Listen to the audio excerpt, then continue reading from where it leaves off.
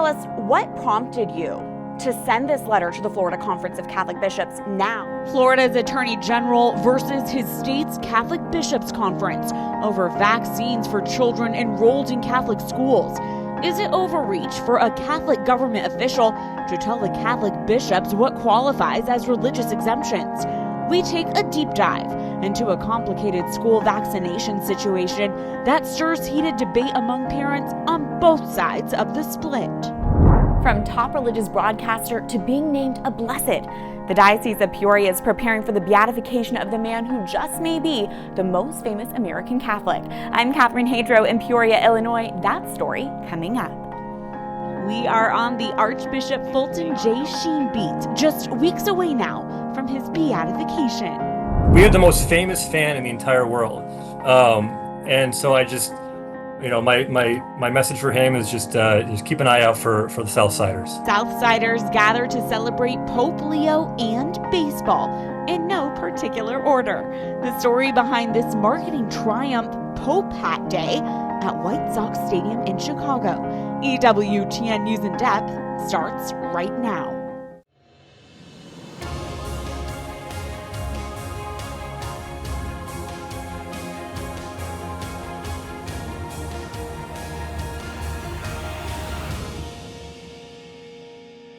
Effective immediately, my administration is recognizing gold standard childhood vaccine recommendations for only 11 core vaccinations against the most serious and dangerous diseases, along with the MMR, which hopefully will be split up. With Health and Human Services Secretary Robert F. Kennedy Jr. by his side in the Oval Office, President Donald Trump signs a sweeping executive order calling for changes in the vaccine protocol for children across America. Welcome to EWTN News in Depth. I'm Catherine Hadro. The president's action brought the issue of vaccines roaring back to the forefront in an era when vaccine skepticism has been heightened from our experience of lockdowns and death from the COVID-19 pandemic, a tug of war over parental rights versus vaccine mandates, and serious religious concerns over manufacture and origin of some vaccine strains. It's a complicated issue which often stirs emotional response. During this week's Oval Office pronouncement, President Trump called for immunizations for measles, mumps, and rubella to be offered in individual jabs given at separate times instead of one combination shot. Trump said his executive order was based on theories often promoted by Health Secretary Kennedy and others that childhood vaccines can cause autism. And he said the shots taken in combination could be, quote, quite lethal. A majority of the scientific community says there is no causal link between autism and vaccines. The Centers for Disease Control under the Trump administration, meanwhile, says studies have not ruled out the possibility. There is currently no scientific evidence the combination MMR shot presents a risk of death in the more than 50 years it's been given to hundreds of millions of children. But the president feels strongly otherwise. The MMR, we want to have separate visits, separate times. The vaccine being broken into 3 separate single doses and vaccines being administered in separate visits. For example, at 1 year, you should have 5 separate visits for vaccines rather than getting them all in the same day. And I saw this early on, and I've seen proof of it, where they have a vaccination thing, looks like the size of a bottle of soda poured into a little child's body. But critics say spreading out shots over several visits would mean missed appointments, missed vaccines, and susceptibility for exposure to disease. He refers to a soda bottle as an example of how much they get in terms of volume. Just for the record, a typical childhood vaccine will be 0.5 milliliter, which is 1/10 of a teaspoon. A multi-dose vial of vaccines, which contains 10 doses, will be 1 teaspoon. So I'm not sure where he gets this soda bottle level of volumes. I think the sun will come up as it did today. It will come up again tomorrow. I think children will go to their doctors and get the vaccines they need based on science-based schedules like that put out by the American Academy of Pediatrics. I think the bottom line is that we don't need to look to Donald Trump for our medical advice. The president of the American Academy of Pediatrics blasted the executive order, calling it not only disheartening, but dangerous. Instead of ensuring every family can access life-saving vaccines for measles, influenza, RSV, and more, federal leaders are once again spreading misleading claims. The only purpose of this announcement is to sow confusion so that more people doubt the importance of vaccines. Delaying or skipping shots is risky, especially as measles continues to spread and children go back to school. Yet more questions about COVID vaccine safety early this week when two Republican senators released texts from Dr. Anthony Fauci's former government cell phone from his time leading our country's pandemic response. In those texts, Dr. Fauci exchanges messages with other public health officials about the safety of the COVID vaccine for pregnant women. In one message, he said a spike in fever and cytokine proteins after the second dose could be associated with miscarriage. Yet Fauci publicly said the benefits of pregnant women getting COVID vaccines outweighed the risks. Health officials say Fauci's back and forth conversations show the evolving nature of the science at the time. But Republican senators say their investigation of Fauci and his vaccination recommendations have only just begun. As children head back to school and new measles outbreaks pop up across the country, vaccines are top of mind for many parents. While all states require certain immunizations for students going to school, many are allowing families to make their own choices on immunizations. According to the National Conference of State Legislatures, all 50 states and Washington, D.C. require certain vaccines for students to attend school, but also allow exemptions for children who are unable to receive vaccines for medical reasons. 29 states and D.C. allow for exemptions due to religious objections to vaccines. 16 states allow exemptions for either religious or personal reasons. Minnesota only allows for personal exemptions, and 4 states do not allow for any type of non-medical exemption. For diocesan Catholic schools, there is no national policy or guideline when it comes to immunizations. The State Catholic Conference, dioceses, and in some cases, even individual schools can set guidance on vaccinations and exemptions, often using state laws as a baseline for their framework. An unfolding dispute between the Florida government and the Sunshine State's Catholic bishops is reigniting the debate around Catholic guidance on vaccines, religious exemptions, and the church's role in protecting the common good. All we've done here in the Office of Attorney General is ask questions when they're denying exemptions, when they're denying state law, religious liberty rights without explanation. Just as the new school year begins in Florida, the state government has issued a warning to the state's Catholic bishops. In an open letter marked to the Florida Catholic Conference, the public policy arm of the Florida bishops, on July 31st, Catholic Attorney General James Uthmeier writes that diocesan Catholic schools do not allow religious exemptions for vaccines, thereby violating Florida law. He points to certain vaccines that are produced from aborted fetal cell lines. So the pro-life community has strong concerns, and there are families that have concerns over, medical ailments that their students, their children might be facing, where vaccines could provide an adverse reaction. Uthmeier urges the dioceses to comply with state law and emphasizes that failure to do so may jeopardize millions of dollars in government funding for scholarships and voucher programs. When speaking with EWTN News in Depth this week, Uthmeier noted that each diocese in Florida sets its own policy on vaccines. But at the end of the day, we're not really satisfied with an argument that they get to make healthcare decisions for the common good. It was unexpected and unprecedented to have an Attorney General address us in this way. Archbishop Thomas Wenski, head of the Archdiocese of Miami and president of the Florida Bishops' Conference, said he and his brother bishops were blindsided by the Attorney General's letter. He says the vaccine requirement is in line with Florida law and emphasizes that the conference's vaccine policy is to protect the common good. Our schools do not accept religious exemption for vaccinations because at this point in time, the vaccinations available and developed are not contrary to church teachings.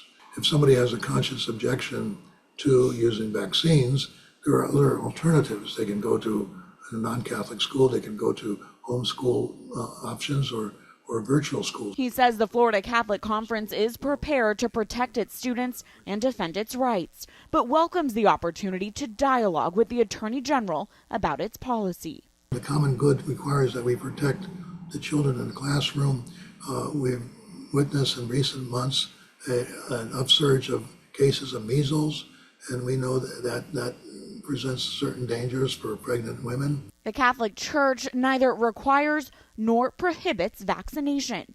In 2005, the Pontifical Academy for Life issued guidance on vaccines prepared from aborted fetal cell lines, concluding they are licit if no alternative is available. The Academy again confirmed that stance in 2017, writing that the moral responsibility to vaccinate is reiterated in order to avoid serious health risks for children and the general population. If, in fact, the bishop is being asked to give a religious exemption, they can't do it, because that would imply that the church is saying that taking the vaccines is religiously impermissible. Francis Beckwith, a Catholic professor of philosophy and church-state studies at Baylor University, makes the distinction between a religious exemption and a conscience exemption. What cabins conscience, that is to say, limits conscience, is the understanding that if you were to grant so many of them, it could very well result in greater sickness and greater illness and maybe even death. And so the bishop has to weigh that when making those kinds of judgments. He expresses concern that the Attorney General's letter infringes on the freedom of the church and her leadership. It's not only a mistake, it's something that he would never win in court. The idea that you have an elected official issuing theological judgments about a church and its leadership and what counts as orthodox theology. What's your response to these religious liberty concerns that are being voiced? Well, my response is that, state laws have to be followed unless a religious institution, truly believes that those state laws would violate their own religious teachings and beliefs. Look, it's not appropriate for the government to dictate the religious beliefs of a church. I stand by that wholeheartedly. But we needed to have in writing what is the church's position, what is the religious belief being violated. Daniel Guernsey, senior fellow at the Cardinal Newman Society with more than 3 decades of experience in Catholic education, believes the conscience rights of parents need to be protected. So their rights are primary and primordial, and they cannot be coerced in exercising those rights. Health is a state responsibility. There's not a moral issue here. The state has said that these are the parameters for students to enter state school. The Catholic Church can very easily follow those because, again, it's not a religious matter. So we can follow the state guidelines, which is let people's conscience decide. He also notes that in a post-COVID world, many young parents have lost trust in government, schools, and even churches, and believes the church needs to accompany these families rather than push them to other schools. I think the Catholic Conference's policy may have made more sense, even though it didn't make complete sense before COVID, but post-COVID, it makes very little pastoral sense because the parents are vaccine hesitant. They're not necessarily anti-vaccine. And joining us now to discuss the religious liberty implications and the church-state relations at play in Florida amid the Catholic school vaccine debate are 2 well-respected professors from Catholic universities with differing viewpoints on the matter. Richard Garnett is a professor of law at the University of Notre Dame. He is considered a leading authority on questions and debates regarding religious freedom in church-state relations and is the founding director of Notre Dame Law School's program on church, state, and society. Joshua Hochschild directs the Philosophy, Politics, and Economics program at Mount St. Mary's University, where he served as the inaugural dean of its College of Liberal Arts from 2009 to 2015. He's frequently published and consulted on issues of Thomism and liberal education. Gentlemen, thank you for joining us, especially this week. Rick, I want to start with you. You have been critical of the Florida Attorney General's letter to the Florida bishops. Can you summarize your concerns? Yeah, I'll highlight 2 things. So first, I think the Attorney General's quite mistaken to frame this as a matter of parents and children having a religious freedom right to dictate to Catholic schools what Catholic schools' policies should be. in American law, rights are things that protect us from government action. So the relevant religious freedom here is not the right of parents to require schools to change their practices or the right of attorneys general to second guess the bishops. The relevant religious freedom right is the right of schools and bishops to operate in accord with their mission. The second big issue, I think, is that the Attorney General seems to suggest that because Florida has an excellent school choice program and a program that benefits many parents who select Catholic schools, that this somehow means that the schools have to give up their religious character, or that they have to sort of bow to the Attorney General's understanding of religious teaching. Both of those are errors. As Professor Beckwith said, the Attorney General's position would not hold up in American courts. But I think it's unfortunate that he sent this signal. I think caused a lot of confusion to folks in Florida and elsewhere.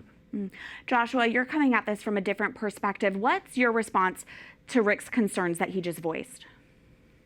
Yeah, I mean, I absolutely defer to Rick on questions of the law. And I think my perspective is that I think there's more at stake here than is captured by legal analysis. It's true that if this reached a courtroom, there are certain principles in American jurisprudence where the judge would defer to a religious entity about what its teachings are. The principle of religious liberty would absolutely have to be respected. And in general, I think Catholics have to stand up for religious liberty, and we have to be very grateful that in a secular liberal polity, we have established the right of religious liberty for institutions. So I'll preface my remarks by saying that, but I don't think this should or has to reach a courtroom. And I think there's more at stake than the religious liberty of an institution. I think we do have to consider the rights of families and the rights of parents. And I think that in issuing the letter, the Attorney General wasn't just sort of threatening legal action. I think he was inviting a conversation. And it is in accord with Catholic social teaching that the church, and especially its leaders and its bishops, should be willing to engage public authorities to discuss the common good. And, you know, I'm not trying to get inside the Attorney General's mind, whether he thought he was threatening or whether he thought he was inviting. But I'm saying the bishops here have a choice as to how they receive the letter. They can dig in and they can take counsel from lawyers, as I'm sure they have, and they will get the kind of advice that Rick and that my friend Frank Beckwith have given, which is informed by good legal practice. But the bishops could also decide to take this as an invitation to share their understanding of their role in pursuing the common good, to evangelize the Catholic faith, to clarify what Catholic teaching is. And I think that's why the Attorney General went into so much detail in his letter. From one perspective, it seems inappropriate for him to talk about church teaching, but on another level, I think that should be welcomed, and the bishops should want to engage that. And Rick, is there any room for a Catholic government leader to voice concern with our church leaders? What should that engagement look like, in your opinion? Yeah, I think I agree with most of what was just said. It's entirely appropriate for there to be dialogue between public officials of goodwill and church leaders with respect to what constitutes the common good. I don't think that's what that letter was. It was a threat to kick the schools out of the voucher program if they didn't change their policies. And I think the Attorney General was purporting to instruct the bishops that their understanding was wrong. Now, again, public officials have every right to criticize religious officials. That's as American as apple pie, I would think. And that's true even though the Attorney General is Catholic. In his capacity as a layman, he's perfectly entitled to disagree with his bishops. It's what's inappropriate in the American system of church-state relations, though, is for a public official to, in my view, threaten religious institutions with actual penalties if they don't revise their policies to align with the public official's understanding of church teaching. That strikes me as going too far. I want to affirm and agree with my colleague, though, about the importance of dialogue on these matters. Speaking as a Catholic layman myself, I would really welcome the bishops clarifying and, frankly, putting to rest some of the misunderstandings about vaccines that I worry are putting a lot of kids at risk in Florida. Well, it's certainly starting up a lot of conversation. Joshua, it's not uncommon to see religious groups clash with the government over religious liberty concerns. We've seen that with the contraceptive mandate, for example. One recent case that we're following here is in New York, and Governor Kathy Hochul, a baptized Catholic, signing the assisted suicide bill into law there. And 4 orders of women religious and Catholic healthcare ministries have sued over it, citing it as a violation of their faith. But can you explain why the back and forth between the Florida Attorney General and the Florida bishops, that's a different religious liberty situation than the one in New York, for example? Yeah, I mean, the details of the particular questions that are being asked here really matter. If you frame it just as, can the state tell a church entity what it's supposed to believe? Obviously not. But, the burden put on a religious group if they're asked to do something like pay for contraception or perform abortions is a little bit different in most people's minds commonsensically, and I think philosophically and legally is the burden on Catholic schools the same if they're simply asked to consider religious exemption requests from parents for a vaccine mandate. That's not asking the church or the bishops to do something that is against Catholic teaching. It's asking them to go against a particular judgment they've made about how there shouldn't be exemptions in Florida schools, but that doesn't necessarily follow from church teaching in the way that, say, certain prohibitions of contraception and abortion follow. And one way to consider how complex this is to imagine, what if we were talking about non-Catholic parents who can send their children to these Catholic schools? If there is if there's a Protestant family or some other non-Catholic Christian family, or maybe from some other religion that does have a religious objection to vaccines, would the bishops be willing to consider their objection and possibly grant an exemption? They can't give the same answer that they've given so far to the Attorney General. They can't say, well, those people aren't eligible because Catholic teaching isn't opposed to vaccines. Other teachings might be. And one other complication is, while the discussion has often made a distinction between religious and conscience objections, practically those things are very hard to separate.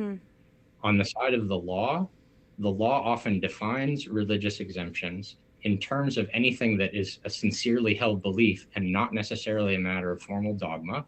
That sounds a lot more like a conscience objection than a religious exemption. And on the side of Catholic theology, it's part of Catholic religion that Catholics have to follow their conscience.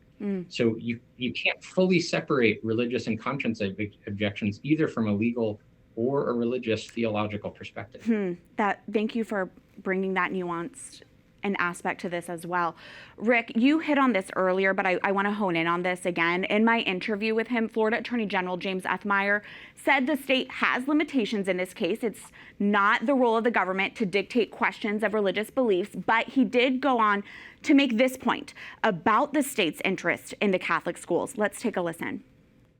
I will point out that these Catholic schools are receiving state funding, lots of state funding through our school choice program, which makes them state sanctioned and does, I believe, give the state more of a hook to ensure state laws are being followed and the religious freedoms and rights of parents that are engaged in this state-sponsored education they should not be deprived.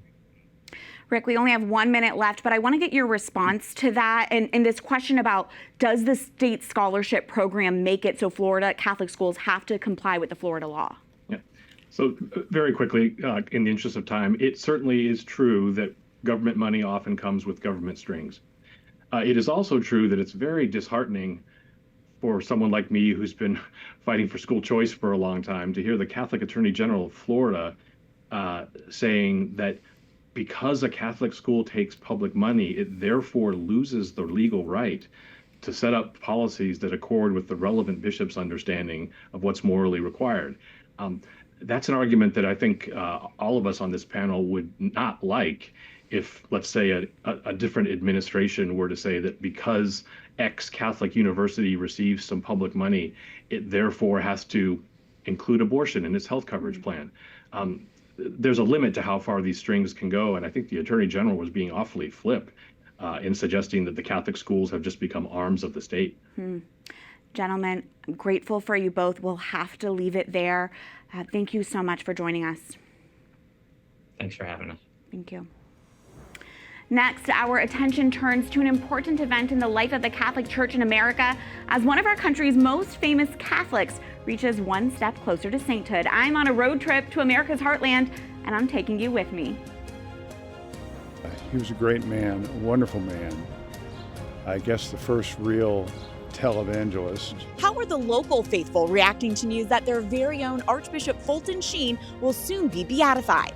That story next. I think the Vietnamese are going to be very instrumental in the life of the church in the future. Thousands of Catholic Vietnamese Americans are out in force at one of the largest annual gatherings of Catholics in the United States. We head to Mid-America for Marian Days. So, Father Tom, what do you think Pope Leo would like to see if he were here? A few more home runs, I know that. And take me out to the ball game. Pope Leo didn't make it to Tuesday night's White Sox game in Chicago, but that didn't stop the fans from celebrating him and their favorite team on Pope Hat Night at the stadium. That priest, Father Tom Hurley, shares the inside scoop on this joyous event coming up.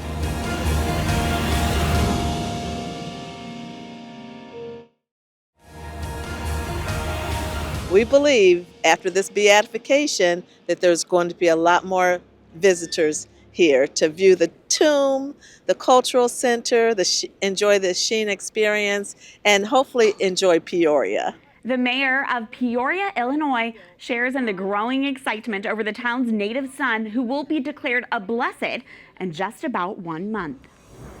On September 24th, renowned American Catholic televangelist Archbishop Fulton J. Sheen will be beatified. It's been a long time coming, as the beatification was first approved and originally scheduled for 2019, but it was delayed as more time was given to examine Sheen's life. Now, 7 years later, anticipation for the first beatification of a U.S.-born bishop is at an all-time high, and perhaps nowhere more so than in Sheen's own hometown. I recently traveled to Peoria, Illinois, to see how this Midwestern city is preparing to become an increasingly popular pilgrimage destination.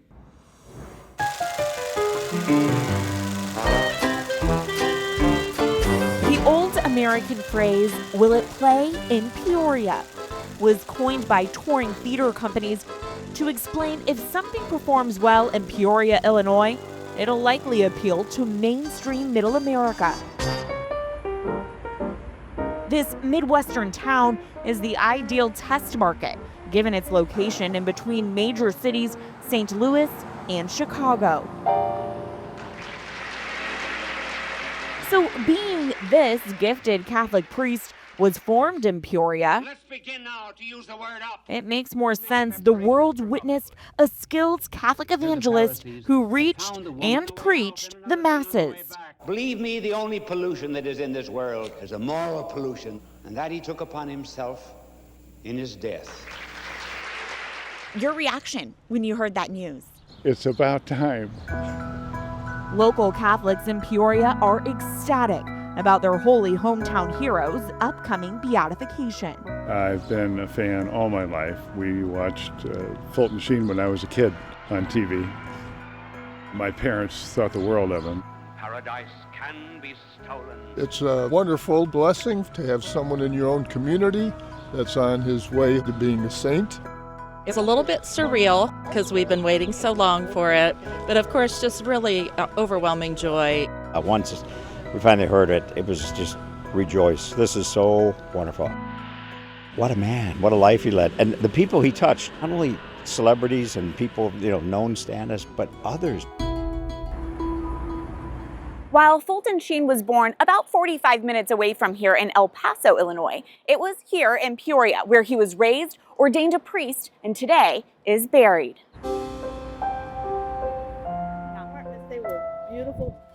Peoria's mayor, Rita Ali, is proud of the town's famous former resident and recently was able to share that hometown pride with our own Illinois native Pope, who advanced Sheen's beatification. When Mayor Ali traveled to Rome earlier this year, as part of a delegation of Illinois mayors who met Pope Leo XIV in a private audience. When I walked up to him for my one-on-one experience with him, I said, "I'm Rita Ali, I'm the mayor of Peoria." And he said, "Ah, Peoria." So he knows Peoria. I thanked him for approving the beatification of Fulton Sheen, and he said yes in a way that it was about time. Mayor Ali hopes Sheen's beatification will draw in more people who want to explore the early beginnings of this famous American Catholic. We see Peoria as his spiritual home, where his tomb is. We believe that this is going to attract more people to visit and maybe even to live right here in Peoria. So I love it. After a legal back and forth, Archbishop Fulton Sheen's remains were transferred from New York City to Peoria in 2019 and are now entombed at the Cathedral of St. Mary of the Immaculate Conception, the same church where he was ordained a priest in 1919. In your opinion, how important is that his remains are here in his hometown? I think it's very significant. The Holy See, Rome would have had an expectation that he be here. Bishop Louis Tylka was appointed the Bishop of Peoria in 2020 and quickly inherited the Sheen beatification effort. To have his mortal remains here as a place of pilgrimage, as a place where people can come and find inspiration, I think is very significant to us and I think to the church as we welcome people to experience the faith of our local church through him. What is the lasting impact of Fulton Sheen here in Peoria, in his hometown? How is he still felt here? I think Sheen is very much part of the church here. I joke that you can throw a stone in Peoria and you hit a Sheen. And that's exactly what happened to us during our brief visit at the Fulton Sheen Museum in Peoria, when we unexpectedly and perhaps providentially met Dolores Sheen. He's our person. He's us. Dolores Sheen's husband was Fulton Sheen's nephew. I just feel so honored that I had the pleasure of knowing him. So he even stayed at our house. Can you imagine that? You have been involved with the cause with Fulton Sheen, from the start. A long time.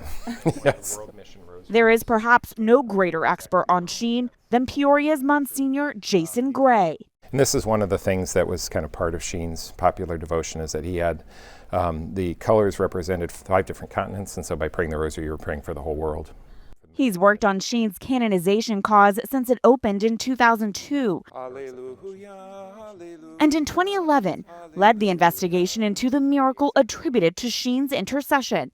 He's read every one of Sheen's writings and frequently preaches where Sheen is buried today. If there were things that marked the life of Archbishop Sheen, his devotion to the Eucharist and his devotion to Mary stand out as, I think, 2 key elements of his spirituality. On September 24th in St. Louis, Missouri, the Venerable Fulton J. Sheen will be beatified. What was your reaction then this year when the Vatican announced his beatification is officially moving forward? Well, after studying his life and virtues, and then after the miracle that was presented, which was unanimously recognized in Rome, I said there's no doubt that Sheen was going to be beatified. There's the phrase, what absence makes the heart grow fonder. So I think that with people having to wait, there's been this building sense of expectation and longing and desire. And so it's now the explosion of interest from people all over the country and all over the world that's really impressive to see. Sacrifice in yours.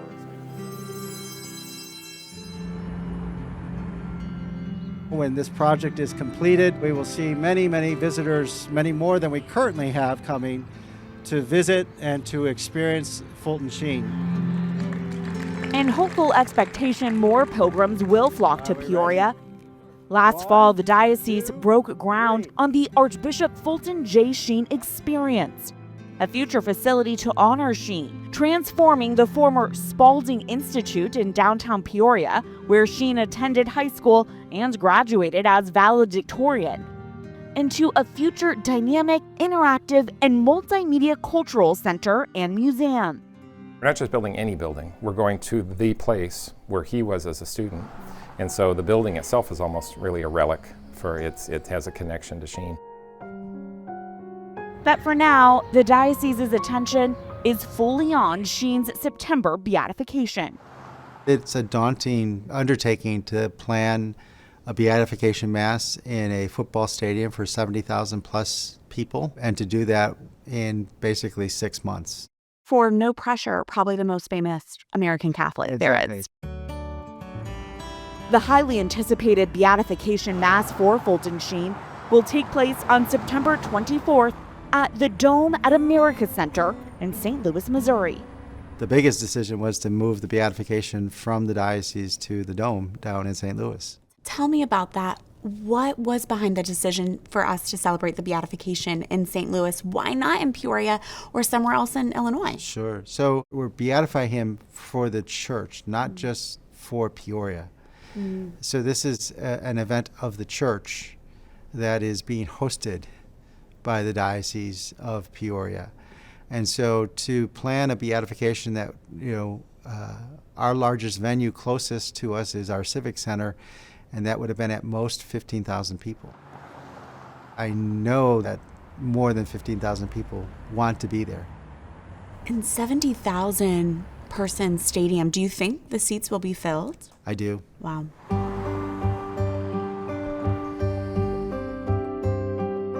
Beyond the Mass in Missouri, the upcoming beatification will be a multi-day, multi-city celebration to also include pilgrimage events in Peoria, so the faithful can walk in Fulton's footsteps and visit where the soon-to-be blessed had his beginnings, and where today he is buried. It's quite a blessing to live here and be here, and if you get to this area, please stop by. It's fabulous. You can come here and see that he actually was a real person. And he actually did live and went through the same things we're going through. Peoria, Illinois is preparing to become a pilgrimage site, so anyone can see where the bishop behind Life is Worth Living himself once lived. Bye now, and God love you.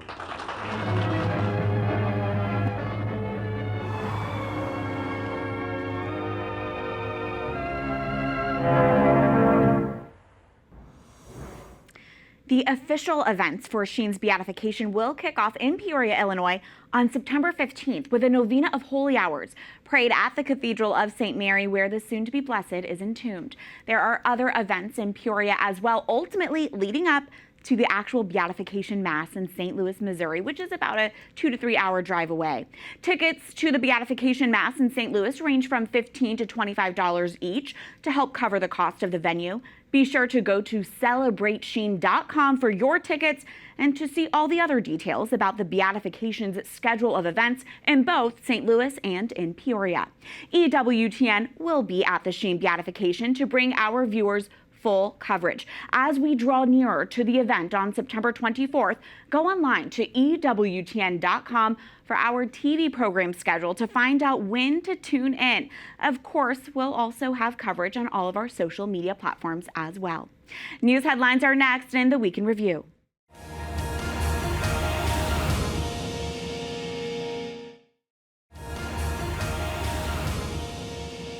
Peace negotiations have turned sour between the U.S. and Iran. That story tops news headlines in the Week in Review. Iran says it will not reopen the Strait of Hormuz until the U.S. pays billions of dollars of reparations for the damage caused during the war. During an Oval Office exchange with reporters, Trump said he is now going to make counterclaims for damages Iran has done, going back to the USS Cole incident. Now, Iran says it will continue the conflict and wait out Trump's remaining time in office. You said this last round of talks was Iran's last chance before decapitation. So what now? What comes next? You'll find out.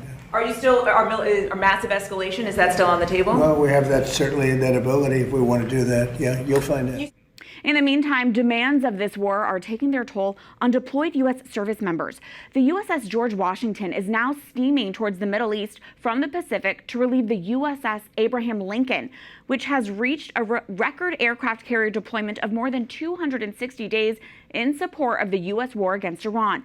Because of Iranian attacks on bases in the Middle East, the USS Lincoln has been unable to make any port of calls to resupply or give sailors a break.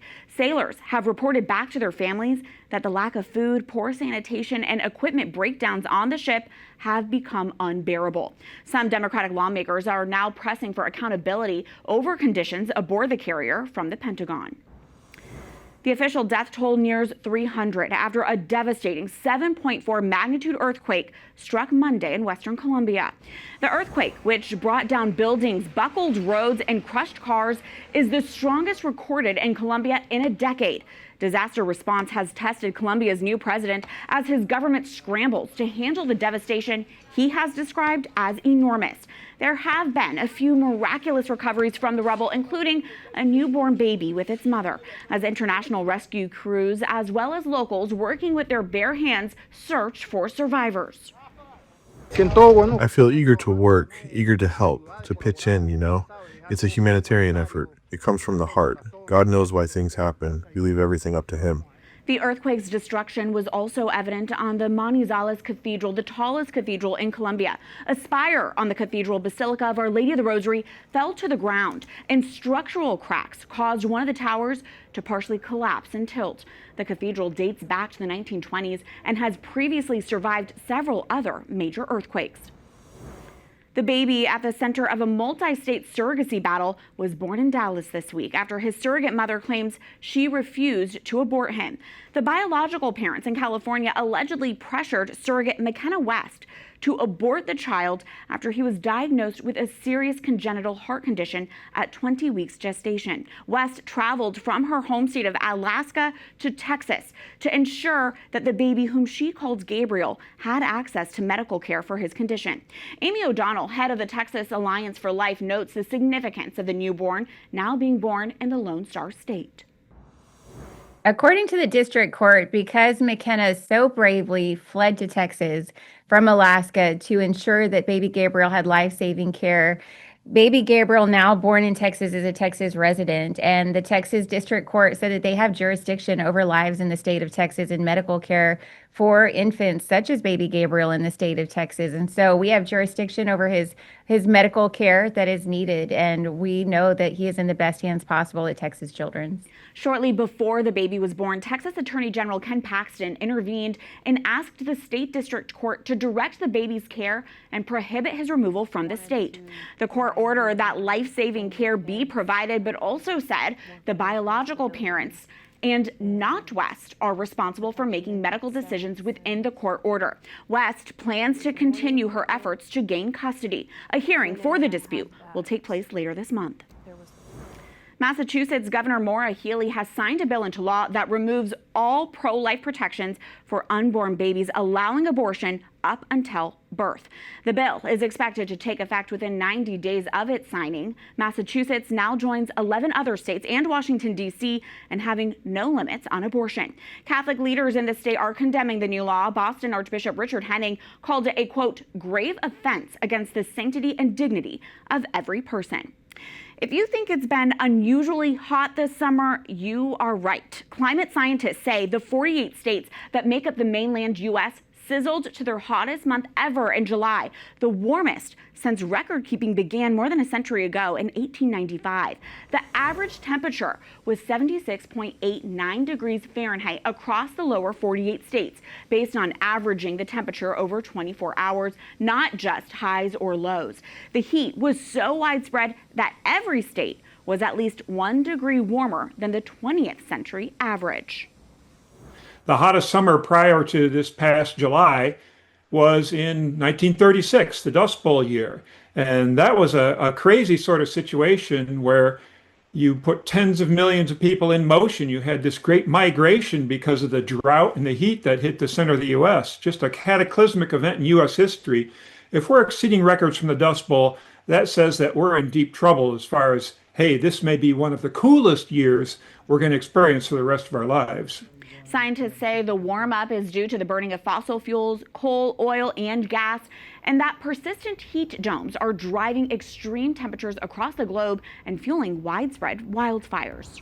Despite the brutally hot summer, that isn't stopping some good old-fashioned American baseball and an unconventional idea celebrating both America's favorite pastime and the first American pope. There's never been an American pope in the history of the world, right? And how cool is it that we now have one, and he is a huge baseball fan, seemingly. It was Pope Hat Night at Wright Field in Chicago on Tuesday night, home of Pope Leo's beloved White Sox. The team gave away black and white hats resembling a papal mitre emblazoned with the team's logo. The event was months in the making, with a little back and forth among the marketing team about this particular giveaway. We originally were a little skeptical of having people in the stands wearing giant mitres, right? It could obstruct people's views, and so we started it as a small special ticket offer that was going to be available to only a select amount of fans, and have them in a certain section. That will be like the designated section. But after we announced it in April, the fan response was so tremendous, and it just kind of went viral, right? And it seemed like everyone wanted to be a part of this, and so we pretty immediately we flipped it to an all-fan giveaway.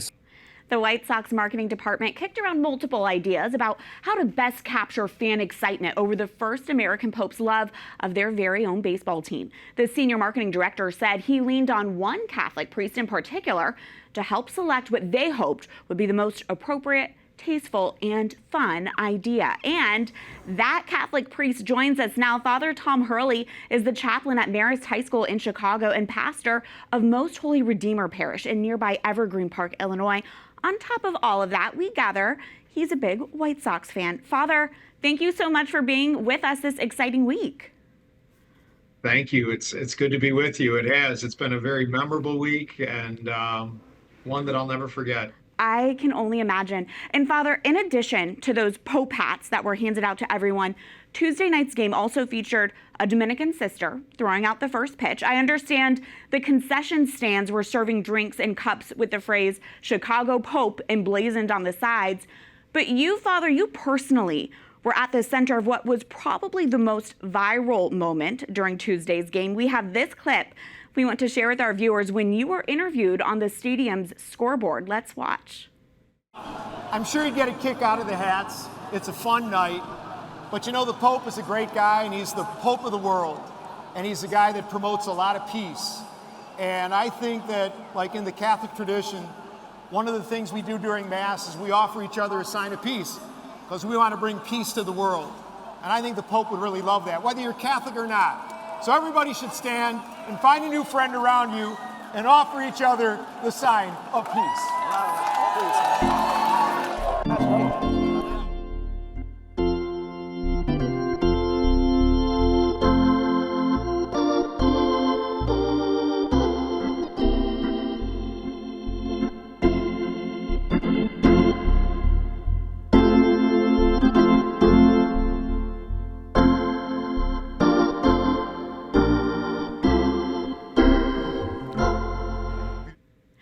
Okay, that is pretty epic. Father, take us back to that moment. Do you think the fans expected something like this? And what did you make of their reaction? We were pleasantly amazed. And quite frankly, thank you for allowing me to see that clip. I've only seen parts of it, but Pat McGann, who was the gentleman next to me, who's a friend and a local comedian, we weren't sure how it was going to go over, and we weren't sure if people thought it was going to be kind of hokey or if nobody was going to engage in it. And then to see the clips afterwards, and then also just for us, we were standing there, we were looking around. It was like, Pat, they're actually doing this. I mean, they're really engaging in this.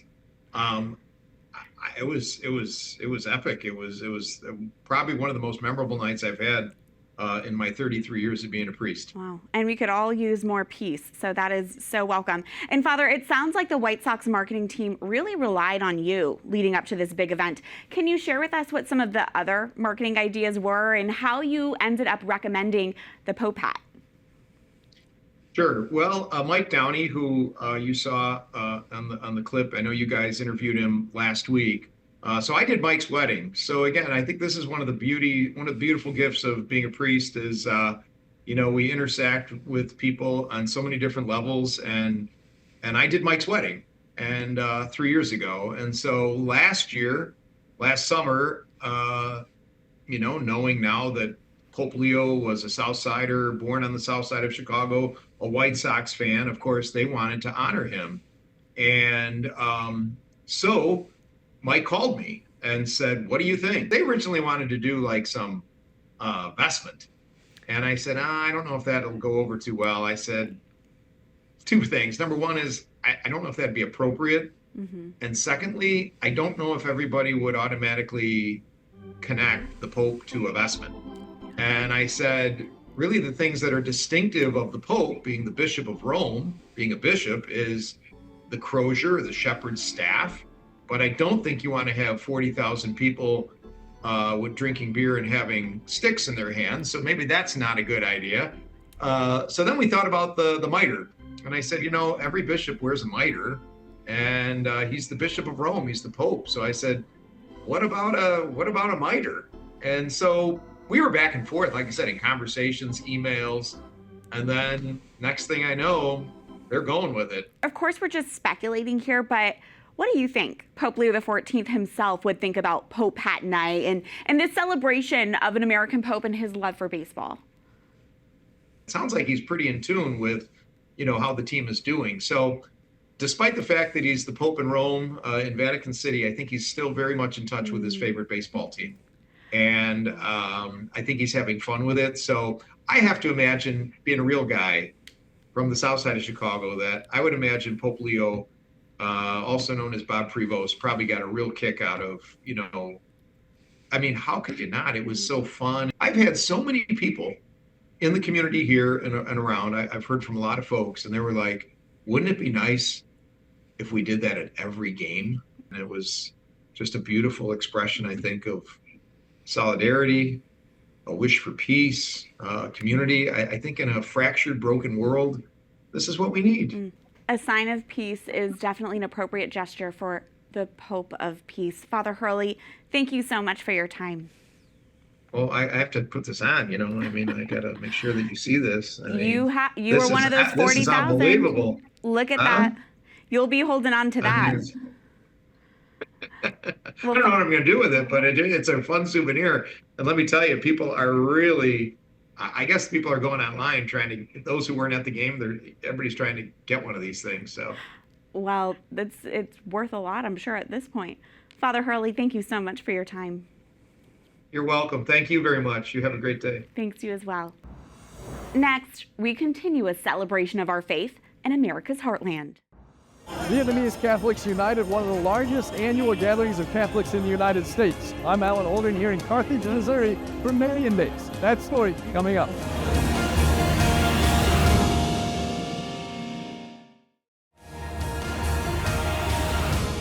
Nowhere on earth is there a larger community of Vietnamese Catholics outside Vietnam than in the United States. Many families came to the U.S. as refugees in the 1970s and 80s, fleeing the dangers of the Vietnam War and its aftermath. Now, theirs is one of our most vibrant Catholic communities and the source of many priestly vocations. In celebration of the Virgin Mary since 1978, there's been a huge annual Vietnamese Catholic gathering called Marian Days every August in Missouri, believed to be one of the largest annual Catholic events in the U.S. Reporter Alan Holdren attended last week and shows us what Marian Days is all about. More than 100,000 Vietnamese American Catholics from across the United States and even abroad get together here in Carthage, Missouri every summer. It's the largest yearly Catholic gathering in the United States that you've likely never heard of. It's Marian Days after our Mother Mary, right? And we started this in 1978. So our community came over after the Vietnam War, after the communists took over Vietnam. And we came to the United States in '75. We just say, hey, let's gather and to honor our Mother Mary, to give thanks for giving us a safe passage over to the United States. And just for a way for us to reach out to the Vietnamese people. This year's event is the 47th ever, and every year it takes place here on the sprawling campus of the Vietnamese-speaking community called the Congregation of the Mother of the Redeemer. Days are spent between masses, speakers, processions, concerts, and simply spending time together, which means plenty of karaoke.